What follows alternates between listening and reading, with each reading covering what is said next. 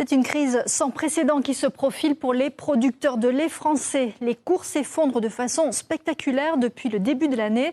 Et la Lozère, qui compte beaucoup de petites exploitations, est frappée de plein fouet par cette nouvelle crise. Sur place, Sébastien Banus, Yannick Le Ternier. Inlassablement, chaque jour de l'année, la scène se répète matin et soir. Ce jeune agriculteur doit traire sa quarantaine de vaches. Un quotidien astreignant et difficile qui jusqu'à présent lui permettait de vivre. Mais depuis le début de l'année, le prix de la tonne de lait produite a chuté de 60 €, un effondrement catastrophique pour son exploitation. Sur une année, ça représente donc 260 tonnes à peu près de lait, fois 60 € donc de pertes sèches, ce qui donne à peu près 15 000 € de pertes pour une année. Une perte de revenus insurmontable causée par une conjonction d'événements internationaux. Avec la fin des quotas laitiers, l'Europe est en surproduction.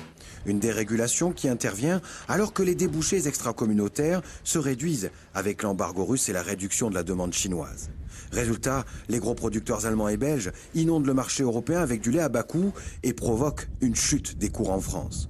Une chute aux effets catastrophiques en Lozère où la taille des exploitations ne permet pas de s'aligner sur les volumes nécessaires pour rester rentable à ce prix d'achat. On a les salaires les moins élevés de France. Donc il y a à peu près 40% des agriculteurs qui n'avaient pas une économie saine dans les exploitations. Et 2014 était plutôt une bonne année. Donc là on a 50-60 € de moins par tonne de lait.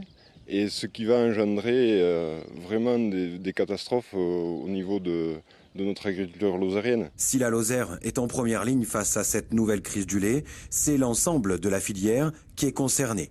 Une filière qui représente 250 000 emplois en France.